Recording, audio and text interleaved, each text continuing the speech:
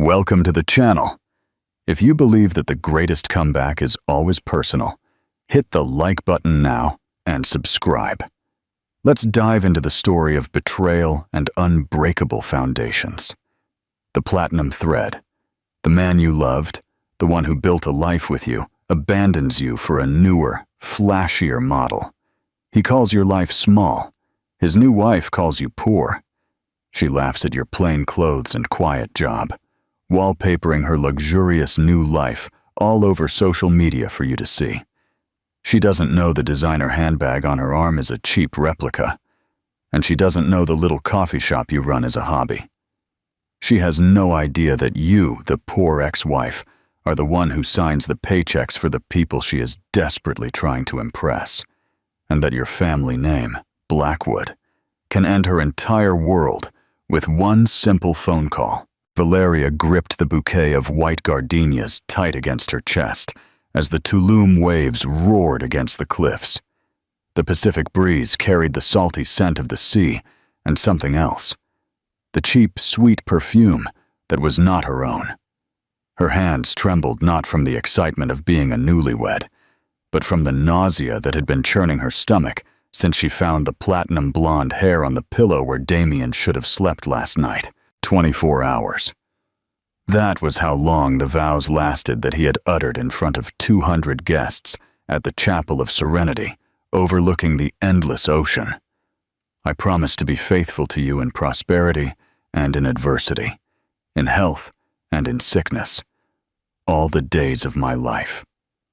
The words had sounded so perfect, so sincere, delivered in that deep voice that had melted her since they were 19. But now, as the Mexican sun burned her skin through the ivory silk dress she still wore, Valeria understood something that would change her life forever. Vows spoken before God can be lies whispered from the mouth of the serpent.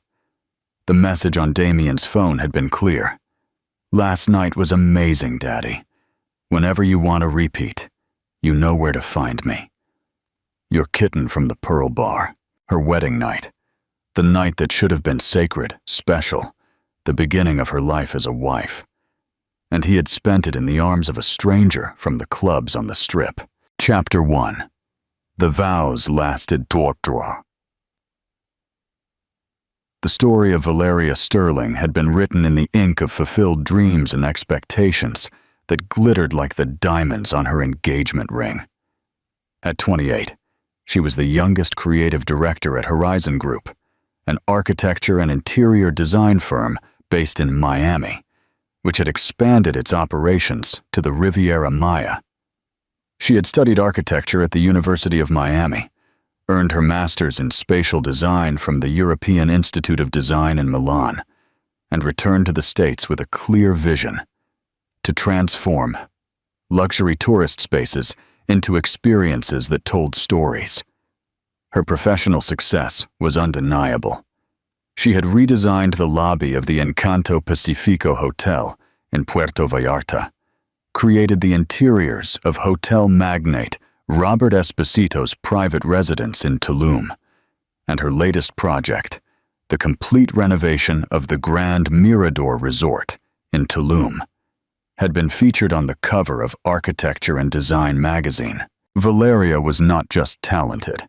She was relentless in her pursuit of perfection, meticulous down to the last detail, capable of visualizing an entire space with just a blink of her eye. But if her professional life was a solid building with steel foundations, her personal life had been built on the quicksand of a high school romance she had never questioned. Damien Augustus Kane had entered her life when they were 19 at a rooftop party in Miami Beach. He studied business administration at FIU. He came from a family of textile entrepreneurs in Georgia and had that easy smile and arrogant confidence that makes young women confuse ego with charisma. He was tall, broad-shouldered, with perfectly slicked-back dark hair and hazel eyes that knew exactly how to look at a woman to make her feel unique. For 9 years, Valeria had been his girlfriend, his confidant, his unconditional support, as he bounced from one failed business venture to another, always with grand promises and mediocre results. He had invested his family's money in a gym chain that went bankrupt in 2 years, then a wine import business that never took off, then a delivery app that arrived 3 years too late to the market. But Valeria was always there, believing in him, cheering him on, even lending him money from her own savings that was never repaid. Men need time to mature, her traditional mother Lucia would tell her. You are successful, my daughter, but a man needs to feel like the provider. Give Damien time to find his way. And Valeria waited. She waited as he searched for his way. She waited as she ascended in her career, and he remained in the same rented apartment. She waited as her friends married, had children, built lives, and she remained Damien's girlfriend at family gatherings, where her aunts looked at her with thinly veiled pity. The marriage proposal finally came a year ago, at a fancy restaurant, after 6 tequilas, and a tearful speech about how Valeria was his rock, his inspiration, the woman who always believed in him. The ring was modest. She knew because she understood carats and clarity, but she accepted it with tears in her eyes, because after 9 years, he was finally ready to commit. The wedding was planned for Tulum, the city where they had spent their first weekend together almost a decade ago. Valeria, with her eye for detail, organized every element with the precision of an architectural project. The Chapel of Serenity, built on a cliff top with floor-to-ceiling windows framing the Pacific Ocean like a living painting. 200 guests, white flowers imported from Oaxaca, a 7-course menu prepared by a renowned chef, live music with a trio playing boleros as the sun set over the bay. The wedding day, October 23rd, Valeria woke up in the presidential suite of the Grand Mirador Resort, the very hotel she had redesigned, feeling a mix of nerves and excitement that made her skin vibrate. You are radiant, my daughter, her mother whispered, as she adjusted the French tulle veil falling like a cascade from the crown of fresh gardenias. Damien is a lucky man. He was. Valeria looked at her full-length mirror and saw what everyone else would see. A beautiful, olive-skinned bride, dark hair in an elegant chignon, honey-colored almond eyes framed by long, natural lashes, peach lips smiling with the certainty of one who has waited patiently and finally received her reward. The ceremony was perfect.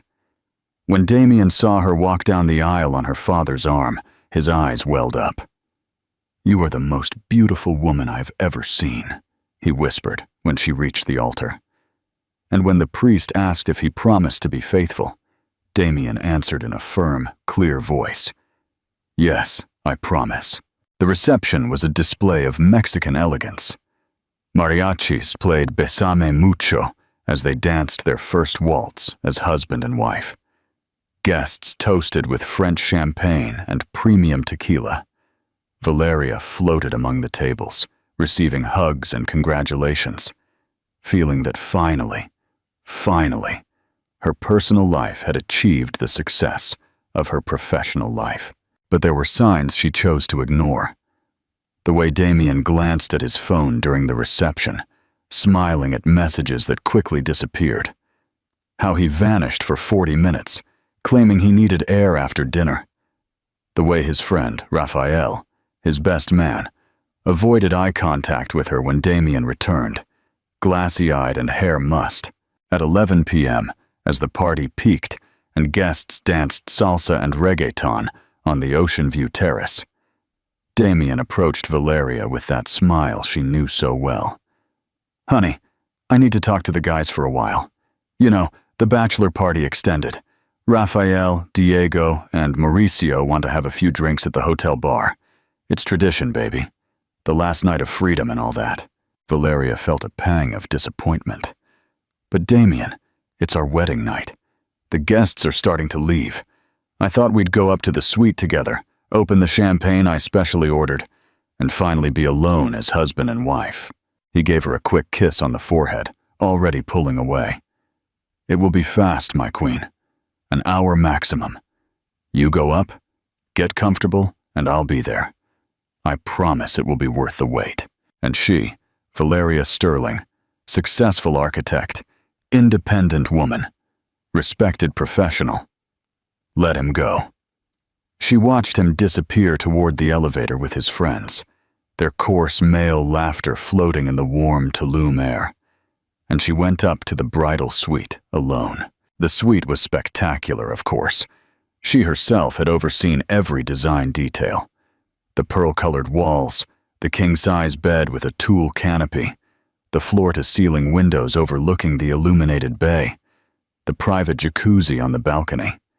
There were rose petals scattered on the Egyptian cotton sheets, champagne chilling on ice, and a soft jazz playlist playing from the hidden speakers. Valeria carefully took off her dress, hung it in the closet, and slipped into the champagne-colored silk nightgown she had bought in a boutique specifically for this night. She sat on the bed, drank one glass of champagne, then another. She checked her phone. 12:30 a.m., 1 a.m., 1:30 a.m. At 2 a.m. she called Damien's phone. It went straight to voicemail. At 3 a.m., she went down to the lobby in her robe and slippers, ignoring the glances of the night staff. The hotel bar was closed. The concierge kindly informed her that Mr. Kane had left the hotel at approximately 11:15 p.m. with 3 gentlemen. Valeria returned to the suite, her heart pounding with a mixture of rage and fear she still refused to acknowledge. She took off her nightgown, put on cotton pajamas, and lay down on the left side of the bed, her side, leaving the right side untouched. She fell asleep alone, crying silently on her wedding night. She woke up at 9 a.m. to the Mexican sun flooding the room. The right side of the bed was occupied. Damien was heavily snoring, still dressed in his groom's suit pants, his shirt stained with what looked like bright red lipstick, giving off a smell of alcohol, sweat, and a perfume that was definitely not hers. And on the pillow, next to his head, was a long, platinum blonde hair curled at the ends. Valeria got up silently, walked onto the balcony, and vomited into the bougainvillea planters, while the Pacific Ocean shone indifferently under the blue sky. The reader pause. At this moment, with the physical evidence on the pillow, what is the one thing Valeria should do before confronting Damien? Vote. A. Call a lawyer. B. Get proof. Photo video. C. Wake him up immediately. Chapter 2. The final verdict, Valeria. Valeria stayed on the balcony for 30 minutes, taking deep breaths, trying to organize the thoughts crashing against her mind, like the waves against the cliffs below. She could hear Damien's heavy breathing through the open doors, a sound that now brought her nausea instead of the familiar tenderness of shared years. When she finally returned to the room, he was still asleep. Valeria showered in silence, letting the hot water wash away the smudged makeup and dried tears, but not the humiliation that had settled in her chest like a tumor.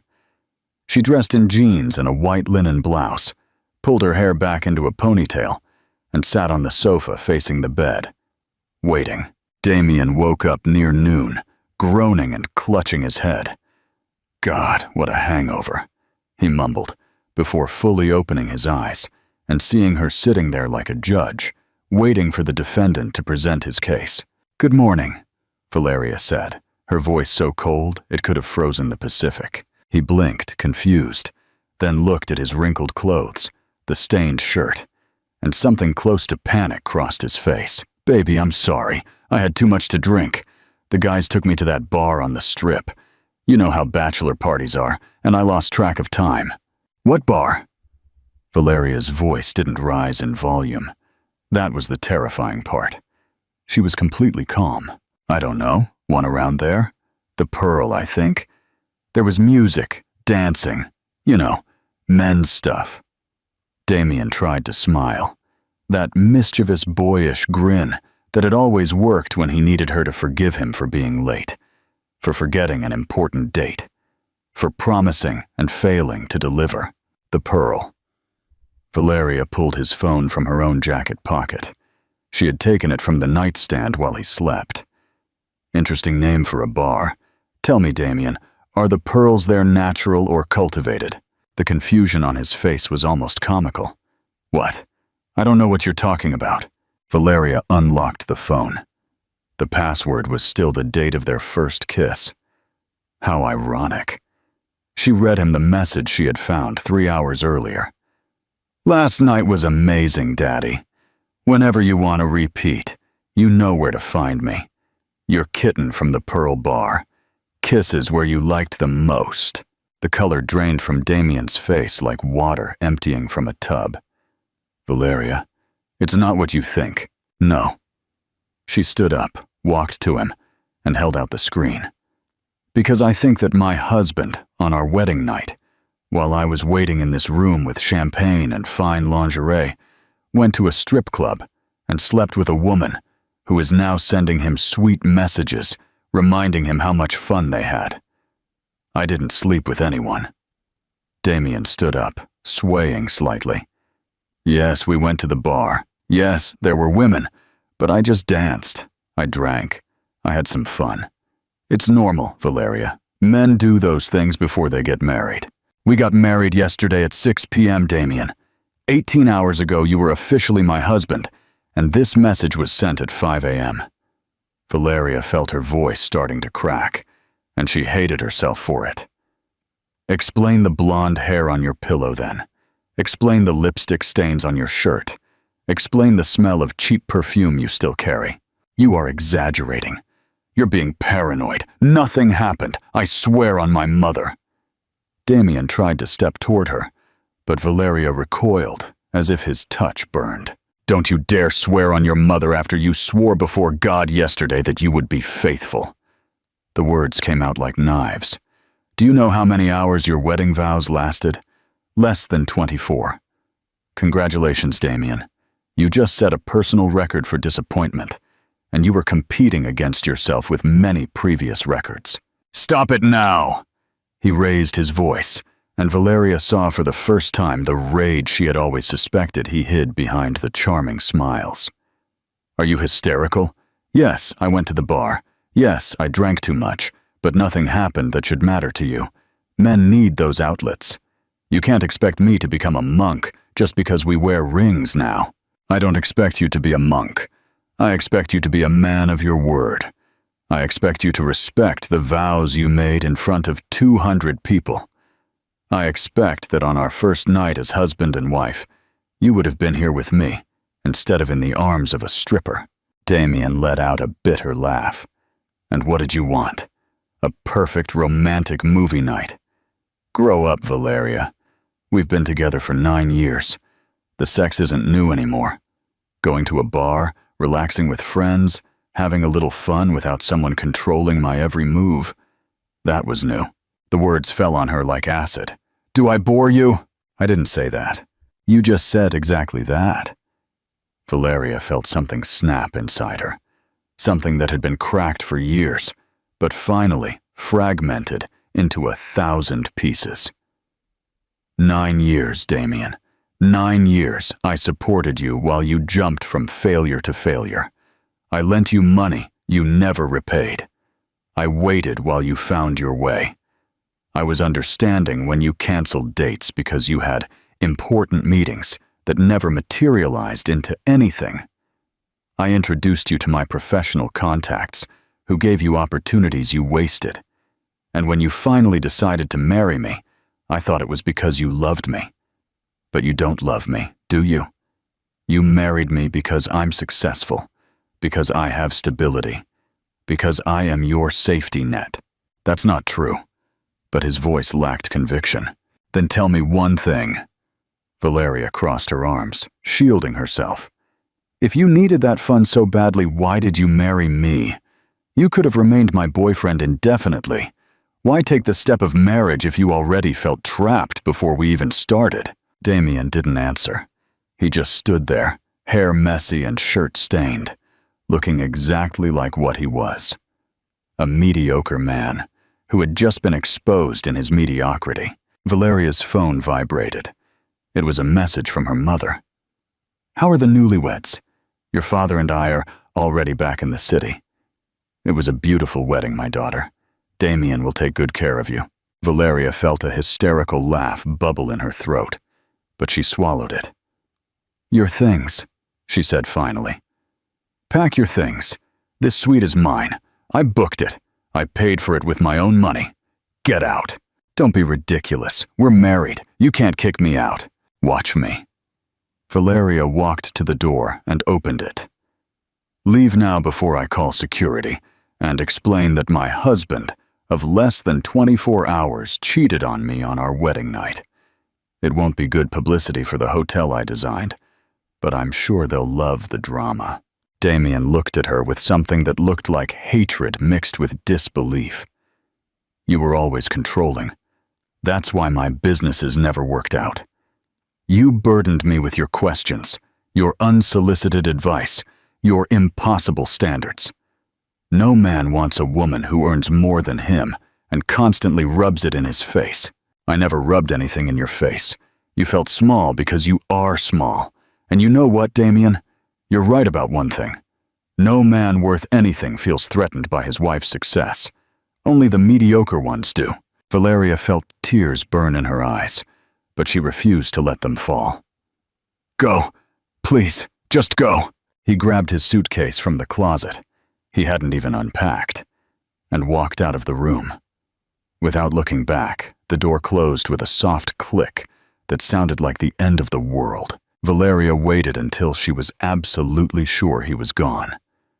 Then she walked into the bathroom, turned the shower on until the water ran scalding hot, and stepped in below first. She sat on the shower floor, hugging her knees, and finally let out the cry she had been holding back. She cried for the 9 lost years. She cried for the innocence of believing that love was enough. She cried for the humiliation of being cheated on the night that should have been magical. She cried for the version of herself that had sacrificed so much for a man who never valued her. She cried until the water ran cold, and her tears were exhausted.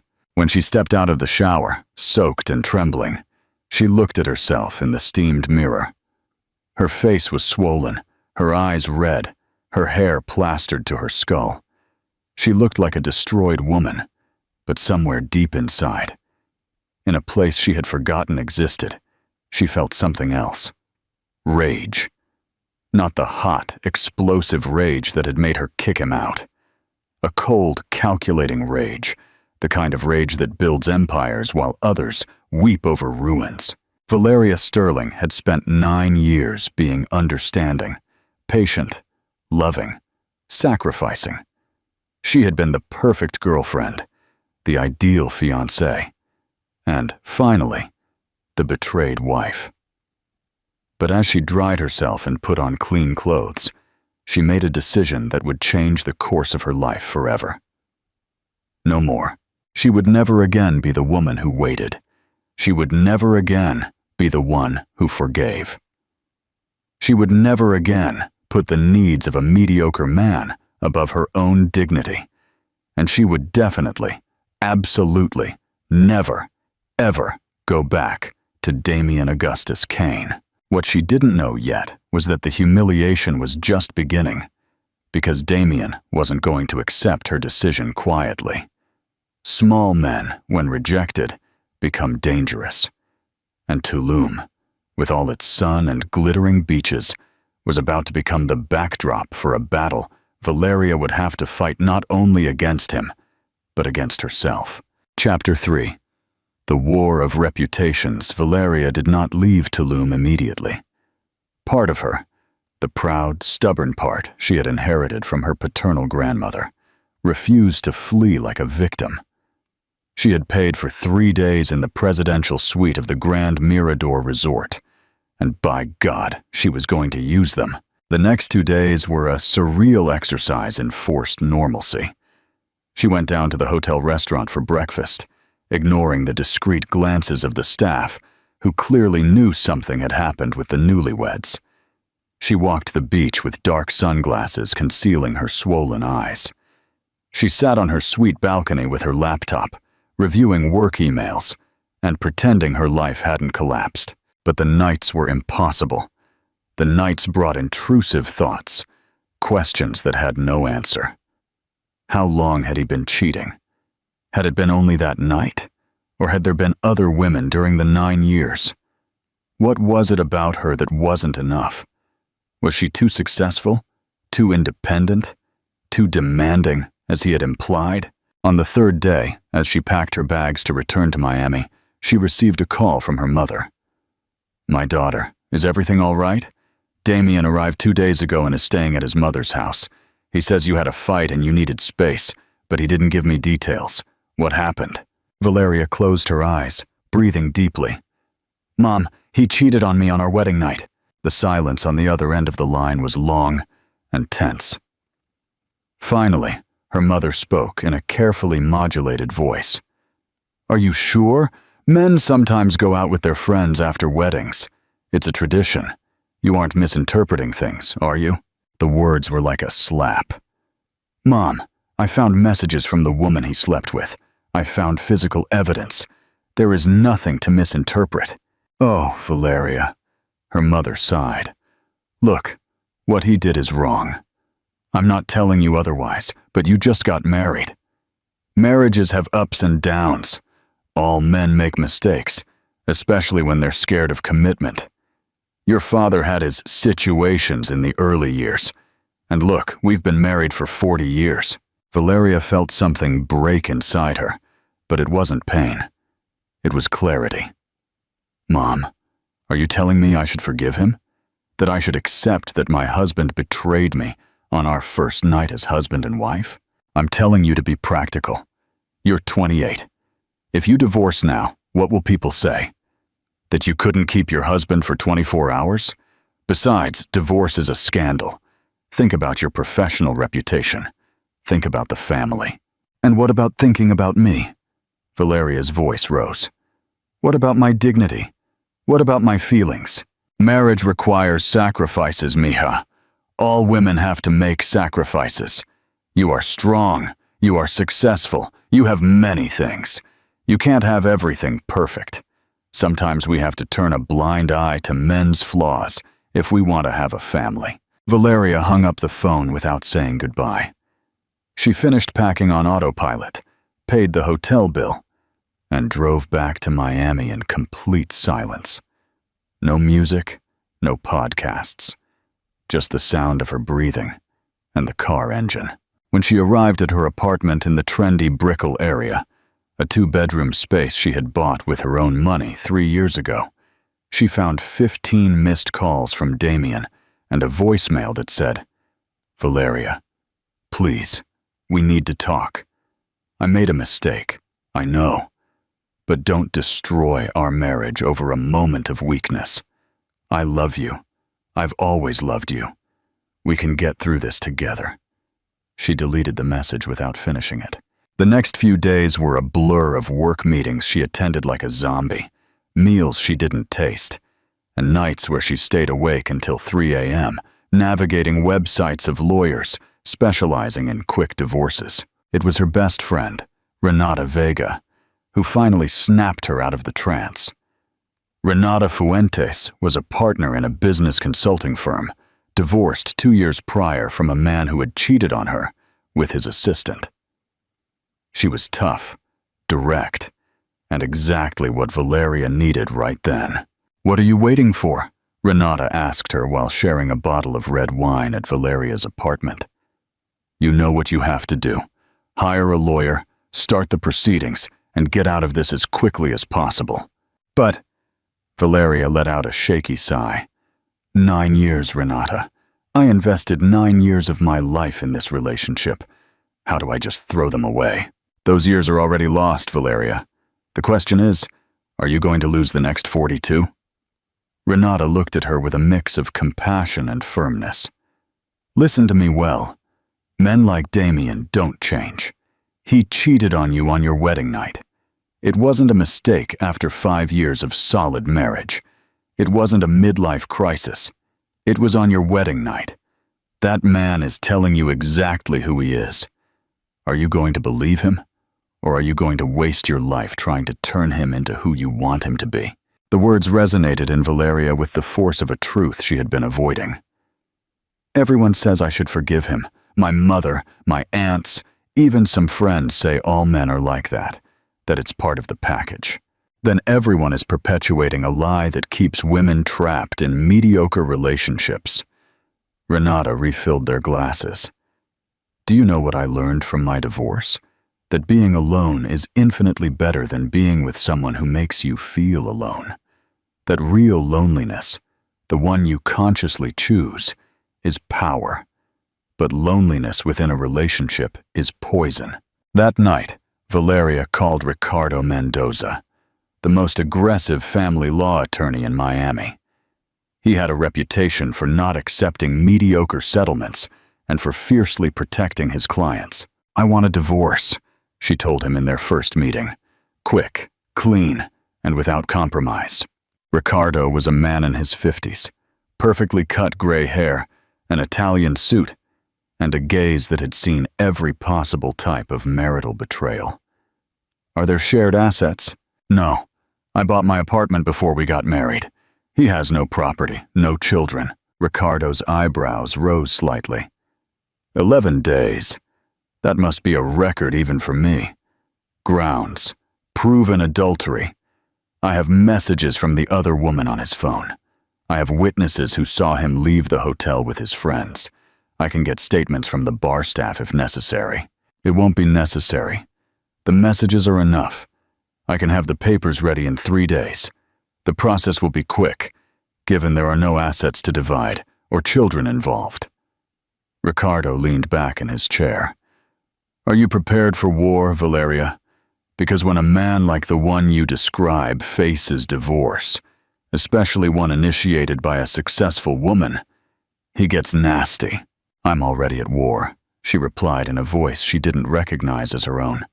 It was colder, harder, more determined. The difference is, now I know I'm fighting. Chapter 4. The Threat and the Triumph. And so the process began. Ricardo sent the divorce papers to Damien, who responded with disbelief, then with telephonic pleas, then with increasingly desperate messages. You can't do this to me.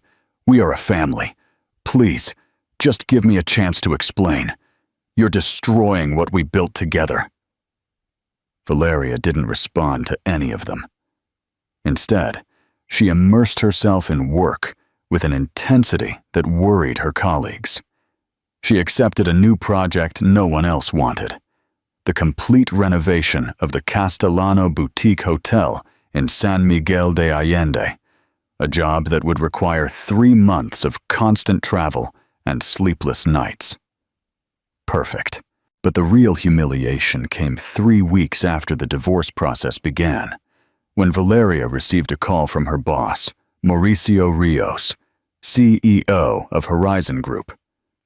Valeria, I need to see you in my office. It's urgent.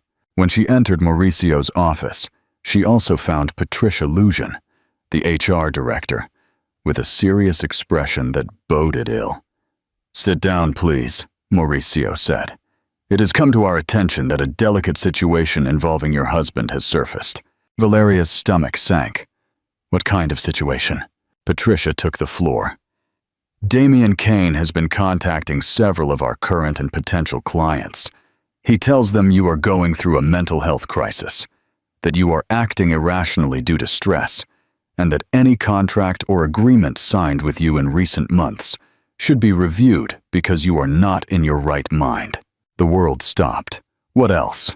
More specifically, Patricia continued, he contacted Robert Esposito of Esposito Luxury Resorts, who was your client on the Tulum project. He told him that your recent episode in Tulum was a sign of psychological instability, and that the company should consider replacing you on the San Miguel project. Valeria felt the blood boil. That is defamation. It's a lie. I am perfectly fine. I am simply divorcing a man who cheated on me." "We know," Mauricio said softly, "and we want you to know you have our complete support. We have already contacted the clients in question and assured them you are an impeccable professional. But you need to handle this legally, Valeria. This man is attacking you where it hurts most, your career." Valeria left that meeting trembling not from fear, but from a rage so pure and crystalline it could cut glass. She called Ricardo immediately. "Damien is trying to destroy my professional reputation. He's contacting my clients, defaming me. I want to sue him. I want him to pay for every word he has said." "Calm down," Ricardo replied. "This is good for us.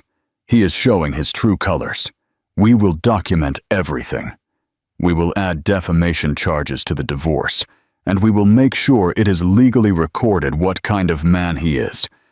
But Valeria, you need to prepare yourself. This is going to get worse before it gets better." Ricardo was right. The following days brought an avalanche of attacks. Damien created fake social media profiles to leave negative reviews about her work. He contacted architecture magazines with tips about supposed problems in projects she had completed. He even showed up at her apartment building, demanding to speak to her, shouting in the lobby that he was her husband and had a right to see her. Valeria obtained a restraining order, and then something happened that changed everything. One afternoon, while working from her home office, she received an email from Catalina Mendez, the editor-in-chief of Contemporary Design magazine. Catalina was a woman Valeria deeply admired, a tough, respected journalist in the industry. The email read, "Valeria, I have heard rumors about your personal situation. I would like us to talk, not for a gossip story, but because I believe your experience could help other women in the industry. Call me when you are ready." Valeria called her that same night, and for the first time since everything began, she spoke openly about what had happened: the betrayal, the pressure to forgive, Damien's attempts to destroy her career. "What you are telling me," Catalina said after listening, "is not just your story. It is the story of thousands of professional women who are sabotaged by men who cannot stand for them to shine brighter. Would you be willing to let us publish your story? Without names, if you prefer, but with the real details?" Valeria didn't hesitate. "Use my name. Use his name. Use everything. If my humiliation can serve to make even one woman realize she doesn't have to stay with a man who betrays her and then tries to destroy her, then it's worth it." The article was published 2 weeks later with the title, "When Female Success Becomes a Threat," the story of an architect betrayed on her wedding night and attacked for daring to divorce. The response was massive. The article went viral. Valeria received hundreds of messages from women sharing their own stories of betrayal and sabotage. International magazines requested interviews, and most importantly, the industry closed ranks around her in support. Robert Esposito called her personally. "Valeria, I want to apologize for even considering that man's words. Not only do you keep the San Miguel contract, but I have 3 more projects I'd like you to lead." The calls started coming in. Old clients, new clients, business owners who wanted to work with the architect who refused to be silenced. And Damien, seeing himself publicly exposed for the kind of man he was, finally signed the divorce papers without further resistance. Epilogue: the redesigned life. But Valeria's true transformation didn't come from the job opportunities or public support. It came one night, 3 months after the wedding, when she looked in her bathroom mirror and saw a different woman. She was no longer the hopeful bride in an ivory dress. She was no longer the understanding employee who sacrificed her time for a man's ego. She was no longer the obedient daughter who listened to advice about turning a blind eye to infidelity. She was Valeria Sterling, architect, entrepreneur, survivor, warrior. And she was ready not only to rebuild her life, but to build an empire. 6 months after the divorce, Valeria was sitting on the terrace of a historic cafe in Mexico City, waiting for Catalina Mendez. The editor had insisted on a personal meeting, refusing to give details over the phone, only saying, "I have a proposal that is going to change your life." Valeria had visibly changed. Her hair, once always perfectly straight and pulled back, now fell in natural waves over her shoulders. She had slimmed down, not in a sickly way, but the kind of leanness that comes from converting anxiety into productive energy at the gym. She wore a terracotta suit from an emerging Mexican designer, accented with silver earrings from Taxco artisans. She no longer needed to dress to impress anyone. She dressed for herself. The last few months had been a whirlwind. The Castellano Boutique Hotel project in San Miguel de Allende was not only completed 3 weeks ahead of schedule, but had won the National Interior Design Award. The photos of the hotel, with its colonial courtyards reimagined with contemporary touches, its rooms combining Oaxacan textiles with minimalist furniture, and its spa built around a centuries-old jacaranda tree, had appeared in Architectural Digest Mexico and had been shared by design influencers worldwide. But beyond professional success, Valeria had experienced something deeper. She had discovered who she was without Damien's shadow. She had taken pottery classes on Saturday mornings, discovering a passion for working with her hands that she had never explored. She had traveled alone to Oaxaca, Chiapas, and Yucatan, documenting vernacular architecture and traditional building techniques she wanted to incorporate into her future designs. She had started a blog on sustainable design that had attracted thousands of followers, and perhaps most importantly, she had cut ties with every person in her life who had advised her to forgive and forget. Her mother called occasionally, but Valeria kept the conversations brief and superficial. Some friendships had naturally fallen away, and she didn't miss them. Instead, she had built a network of strong women, entrepreneurs, artists, professionals, who understood that female success required no man's permission or validation. Renata had become her closest confidant. They dined together every Friday, sharing wine and conversations about projects, future travel, and life after marriage. "Have you dated anyone?" Renata had asked the previous week. "No," Valeria answered honestly, "and not because there aren't opportunities, simply because I'm still learning to be with myself. For 9 years I defined value by how Damien saw me. Now I need to define it by how I see myself." "That's very mature," Renata had said. "But also give yourself permission to have fun. Not all men are Damien. There are good men out there." "Maybe," Valeria had replied with a smile. "But for now, I'm fine alone."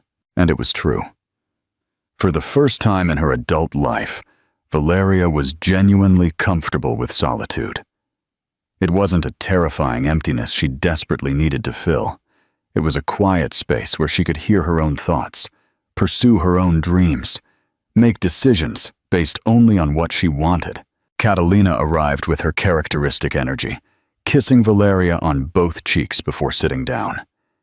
She was a woman in her mid-40s, short hair dyed an audacious platinum blonde, dressed completely in black, with a red silk scarf knotted around her neck. "You look incredible," Catalina said, as the waiter brought them café de olla. "Divorce suited you well." Valeria laughed. "That's one way to look at it. It's the only way to look at it. That man was draining you, Valeria. Now you shine." Catalina pulled her iPad from a leather bag. "But I didn't call you to flatter you. I called you because I have a serious proposal." "I'm listening." "Your article generated a massive response, not just here in Mexico, but internationally. We received letters from women in Spain, Argentina, the US, Colombia, all telling similar stories, and something occurred to me. What if we turn this into something bigger?" Valeria frowned. Bigger how? Catalina leaned forward, her eyes bright with enthusiasm. A monthly column in the magazine about women in architecture and design who have overcome personal and professional obstacles, but not just stories of victims, but of triumphs. Women who took their darkest moments and turned them into stepping stones to success. You would be the columnist and guest editor of this section. I'm not a writer, Valeria protested. You are a storyteller. I've seen your blog. You have an authentic voice, passionate, honest, and you have credibility. Women trust you because you were publicly vulnerable. That is rare and valuable.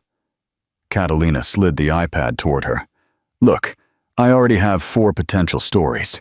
A Chilean architect whose partner tried to steal credit for an award-winning design.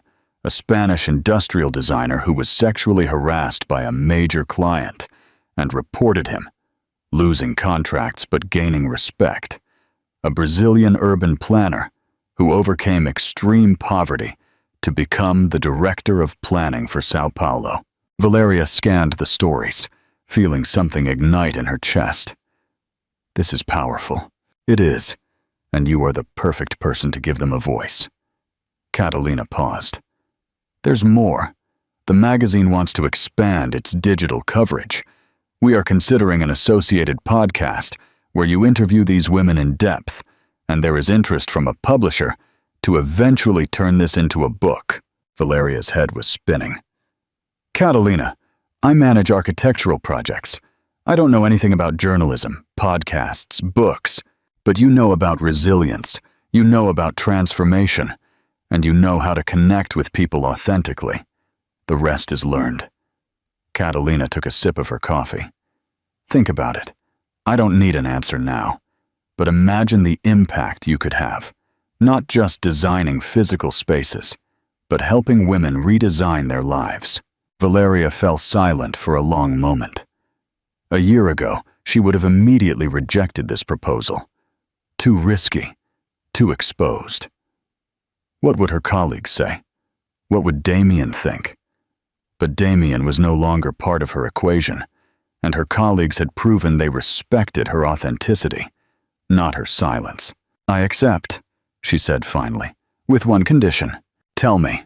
I want the first column to be about women rebuilding their self-esteem after toxic relationships, and I want to include practical resources, therapists, support groups, specialized lawyers, not just inspiration, but concrete tools. Catalina smiled broadly. I knew you would say yes, and I love your approach. When can you start?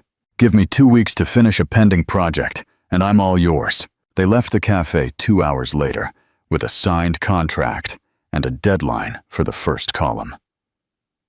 Valeria walked through the streets of the historic center, passing the Metropolitan Cathedral with its imposing Baroque architecture, the Palace of Fine Arts with its Art Deco domes, feeling the world expand in ways she never imagined. Her phone vibrated. It was a message from Renata. How did the meeting with Catalina go? Valeria replied.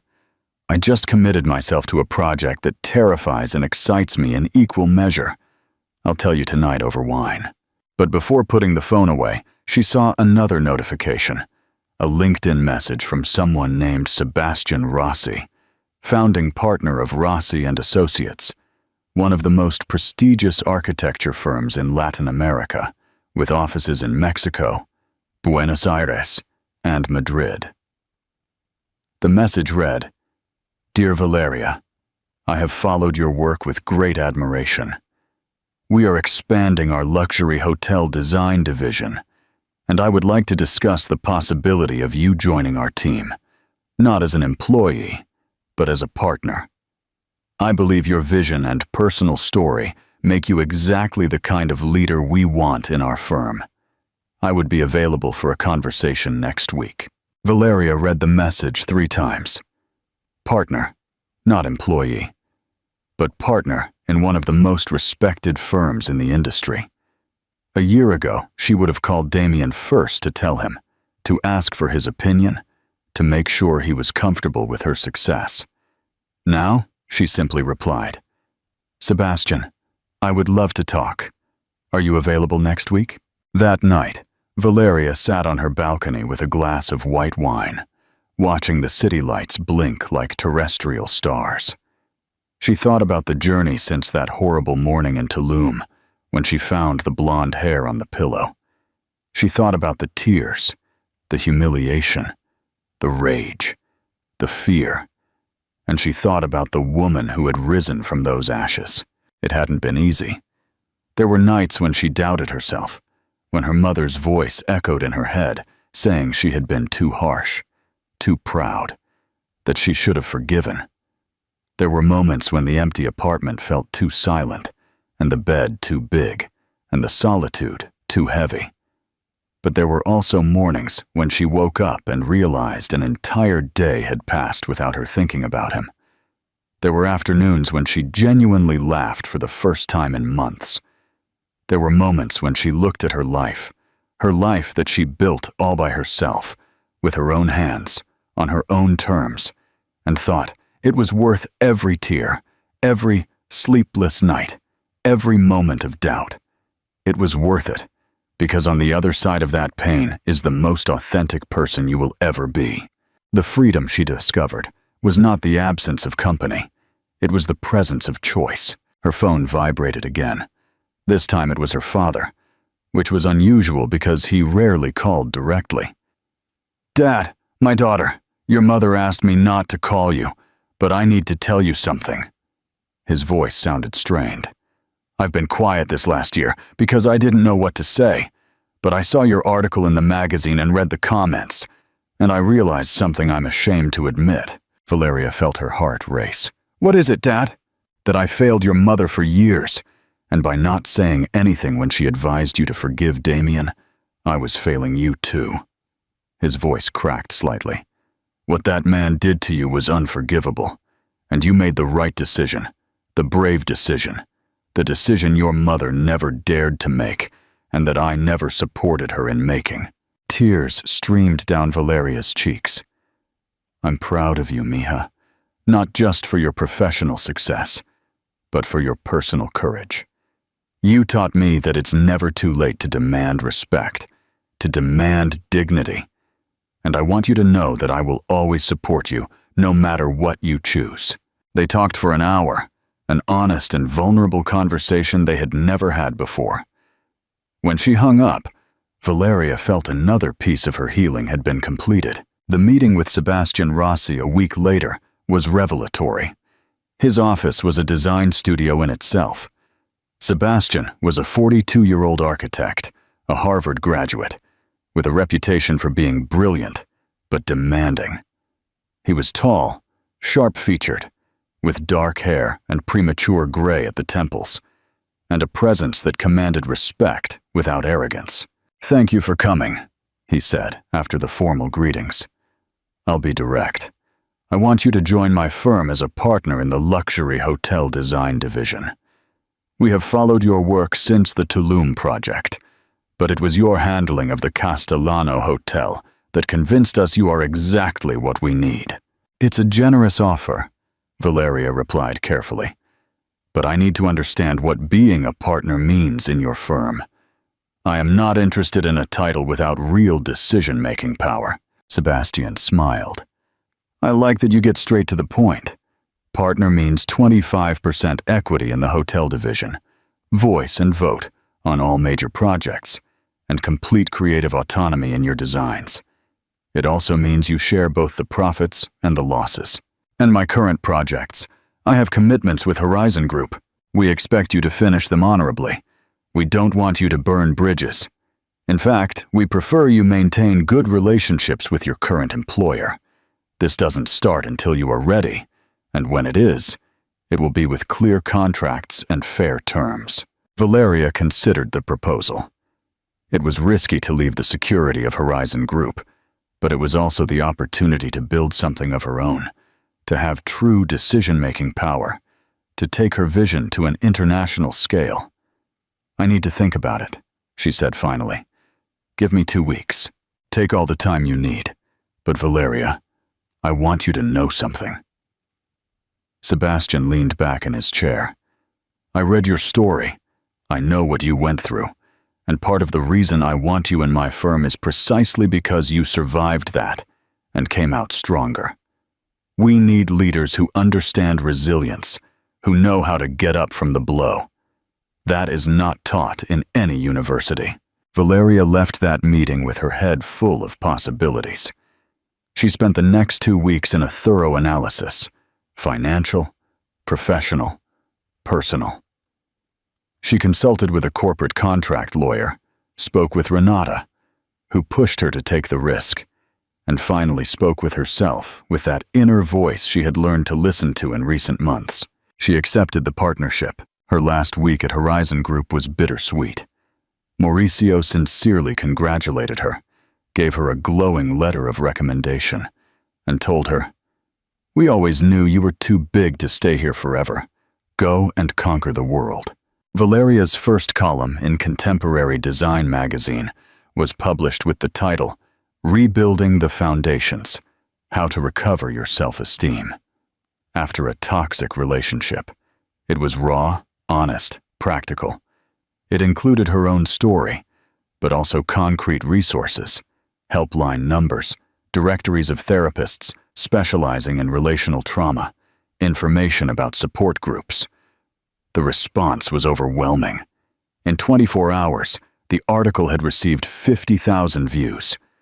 The comments filled pages, women sharing their own stories, thanking Valeria for giving them words for experiences they didn't know how to name, sharing additional resources, forming a spontaneous community of mutual support.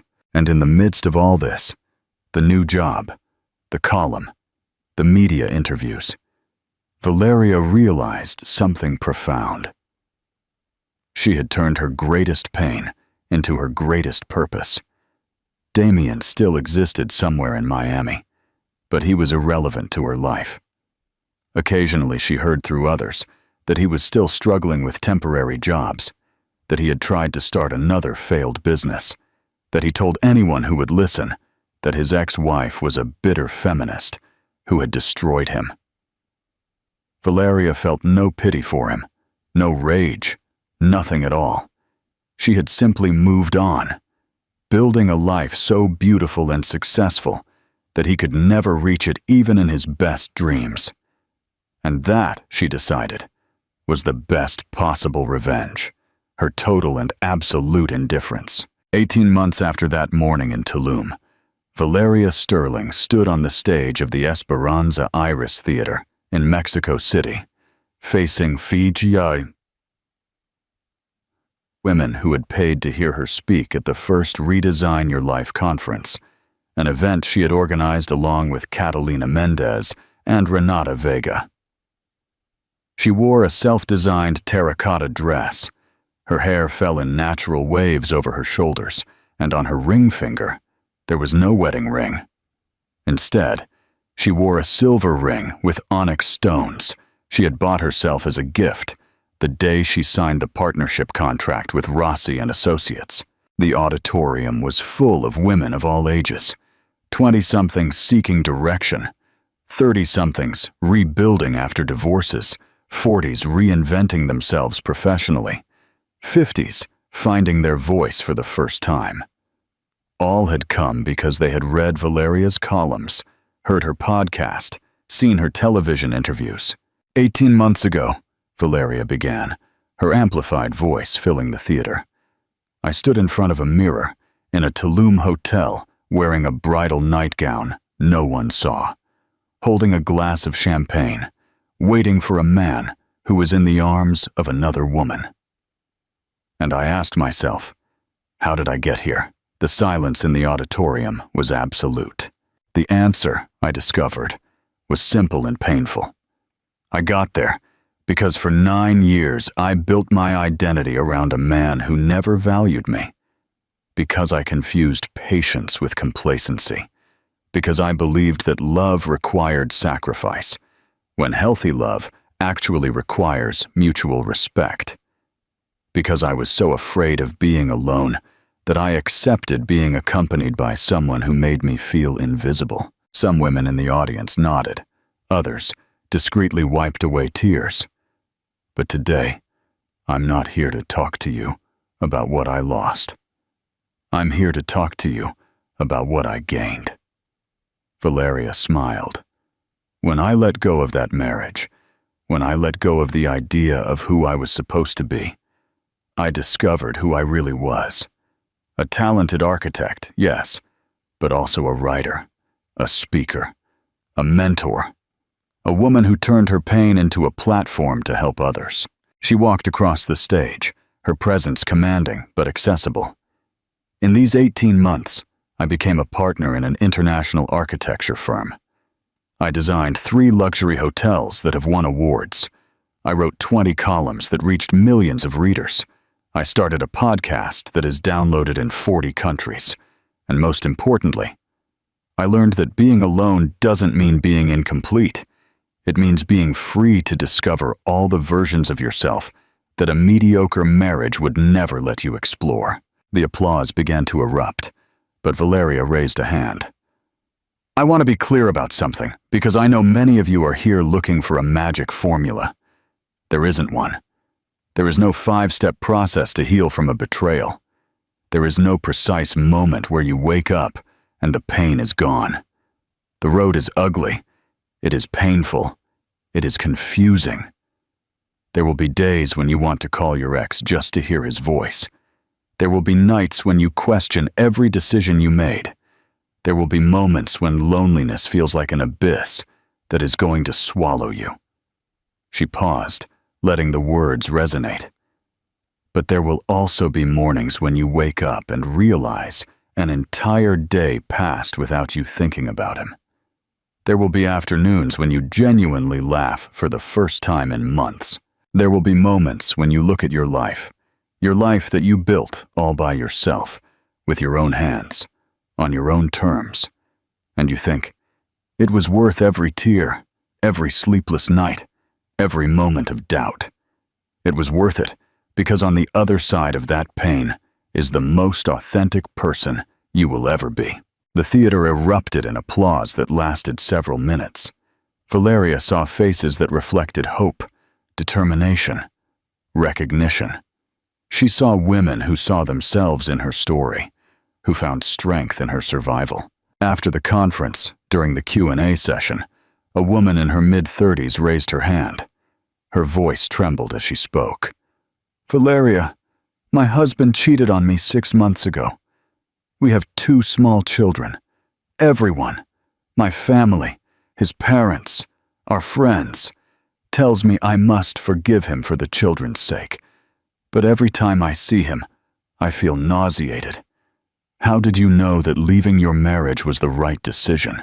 Valeria took a deep breath. First, I want to say that every situation is unique. I didn't have children, which gave me more freedom to make quick decisions. Your situation is more complex, but I will tell you this. Children don't need an intact marriage. They need emotionally healthy parents.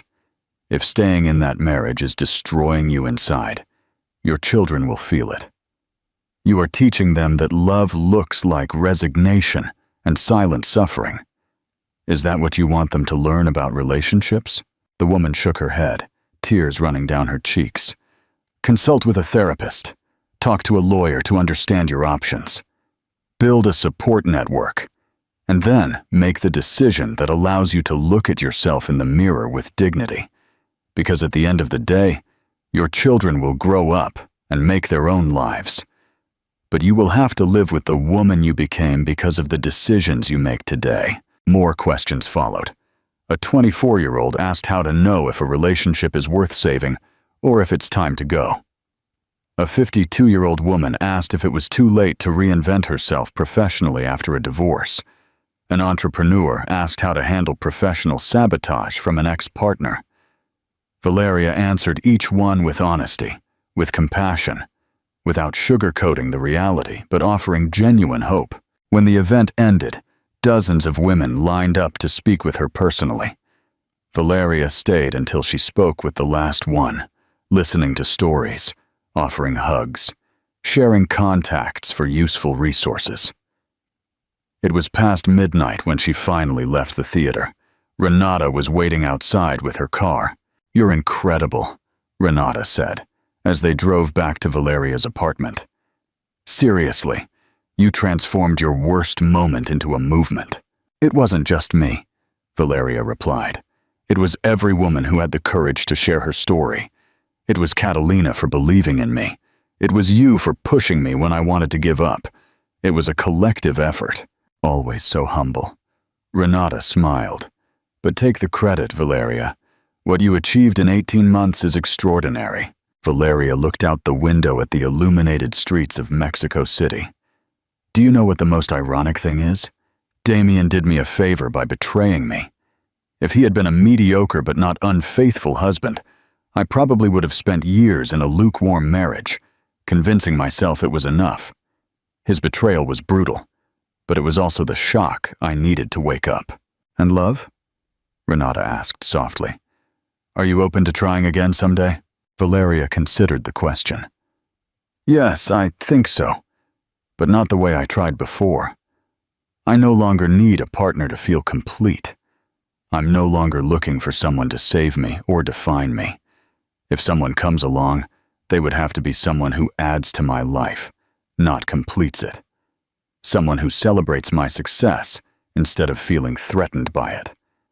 Someone who understands that I am a complete package, not a puzzle waiting for its missing piece." "That man exists," Renata assured her.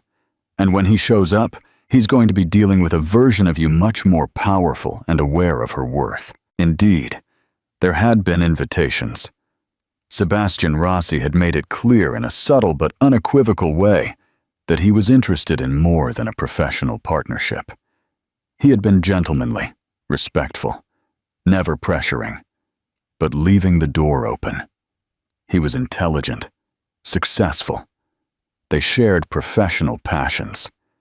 In another time, Valeria would have jumped at the opportunity for a relationship with someone like that.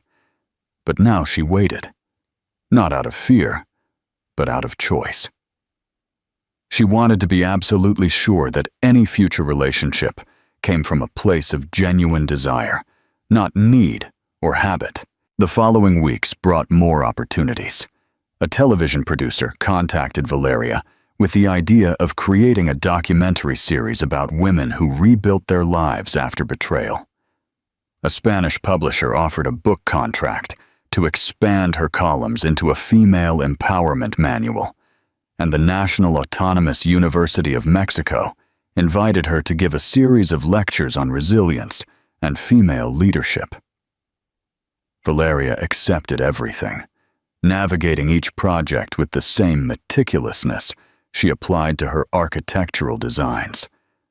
Her life was full in a way she had never experienced, professionally satisfying, personally meaningful, emotionally balanced.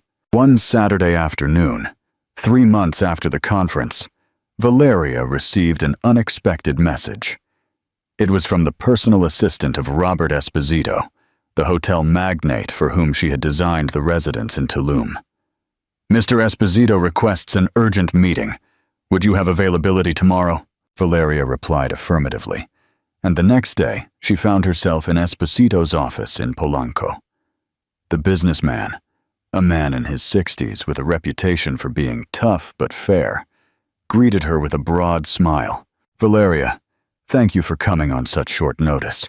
I have a proposal I think will interest you." He slid a folder across the desk. "I'm developing a new hotel concept, a chain of luxury retreats exclusively for women. Spa, wellness, empowerment workshops, all designed by women, for women.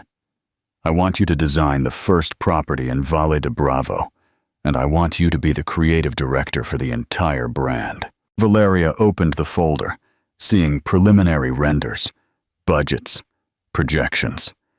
It was ambitious, innovative, perfectly aligned with everything she stood for. "Now, why me?" she asked. "Because you understand the narrative. You don't just design beautiful spaces. You design transformative experiences, and because your personal story gives the brand authenticity. Women will trust a space created by someone who understands their pain and their potential. Robert leaned back. Besides, you are brilliant at what you do. That helps. It's a tempting offer. What's the timeline? Aggressive. I want to open in 18 months. I know you're busy, but this project could define the next chapter of your career. Valeria closed the folder, smiling. Give me a week to review the terms with my lawyer and my partner at Rossi & Associates.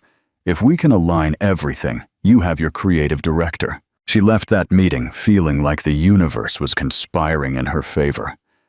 Not because everything was perfect. There were still challenges at Dowse's, difficult moments, days when solitude felt heavy. But because every opportunity that presented itself was perfectly aligned with who she had become. That night, Valeria opened a bottle of special wine she had been saving for a significant occasion. She sat on her balcony, looking at the city lights, and reflected on the journey. 18 months ago, she had been on another balcony in Tulum, heartbroken, ego shattered, feeling like a total failure. If someone had told her then that that betrayal would lead her to this moment, partner in an international firm, columnist read by millions, inspirational speaker, a woman completely in charge of her destiny, she wouldn't have believed it. But here she was, not because she had overcome the betrayal, but because she had gone through it. Not because she found a way to avoid the pain, but because she allowed herself to feel it completely and let it transform her. Her phone vibrated. It was a message from Catalina. The list of the 100 most influential women in architecture and design in Latin America just came out. You're at number 7. Congratulations. Valeria smiled, took a sip of wine, and wrote back. Thank you. But the most important thing is not the ranking. It's that I got here by being completely myself. And that, she decided, was the true measure of success. 2 years after the wedding in Tulum, Valeria Sterling inaugurated the Amara Retreat in Valle de Bravo, the first hotel in the exclusive chain for women. The event was covered by national and international media, not only for the stunning beauty of the design, but for what it represented, a physical space dedicated to healing and female empowerment. The hotel had been built in harmony with the surrounding forest, using local materials, sustainable construction techniques, and a design that incorporated Valeria's philosophy. Spaces have the power to transform the people who inhabit them. There were individual suites for women seeking solitude and reflection, communal spaces where unexpected friendships were formed, a spa designed around a natural spring, rooms for workshops on personal finance, family law, entrepreneurship, art, writing, a library full of books written by women about resilience and transformation, and in the main lobby, a specially commissioned art installation, a bronze sculpture of a woman rising from broken fragments with the inscription, "You are not what broke you. You are what you chose to rebuild." During the opening ceremony, Valeria gave a speech that was broadcast live. "This place," she said, looking around the lobby full of guests, "was born from my darkest moment. When my marriage disintegrated in less than 24 hours, I thought my life was over, but I was wrong. My life, my real life, was just beginning. The Amara Retreat, named after a protagonist I once imagined, represents all of us. The women who were betrayed and got up, the ones who were underestimated and became leaders, the ones who were told we couldn't and proved we could. This is our space, our refuge, our starting point for transformations the world has yet to see." The applause resonated against the stone and wood walls. Among the crowd, Valeria saw familiar faces. Catalina, Renata, her father, who had driven from the city to support her, colleagues from Rossi and Associates, women she had interviewed for her column. some attendees from her first conference. And she saw something else. Her own reflection in the floor-to-ceiling windows overlooking the lake. A 30-year-old woman. Successful, confident, radiant. A woman who did not need a man to validate her existence. A woman who had turned her worst nightmare into her greatest achievement. After the official event, as the sun set over the Valle de Bravo lake, painting the sky in oranges and pinks, Valeria stood alone on the hotel's main balcony. She held a glass of champagne, the same kind that had been chilling on ice that night in Tulum. But this time, when she drank, the taste was not bitter with tears. It was sweet with victory. Her phone vibrated. A message from an unknown number. "Valeria, it's Damien. I've seen everything you've accomplished. I'm glad to see you successful. If you ever want to grab coffee and talk about old times, I'd love to see you." Valeria read the message once, then blocked him without replying. There was nothing to say. There were no old times worth remembering.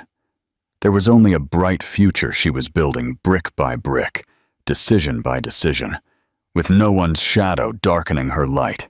She stood there as night fell, listening to the sound of the lake against the shore, feeling the cool mountain breeze, savoring the freedom she had worked so hard to achieve.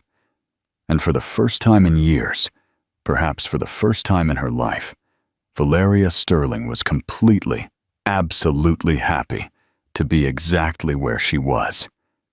Being exactly who she was. Alone, free, unstoppable. And that, she decided to decide, was the only happy ending that mattered. The sign-off and CTAs. If you cheered for Valeria's comeback as much as we did, like this video and share it with someone who needs to be reminded of their own power, and to follow more stories of incredible resilience and real-life karma. Make sure to subscribe to the channel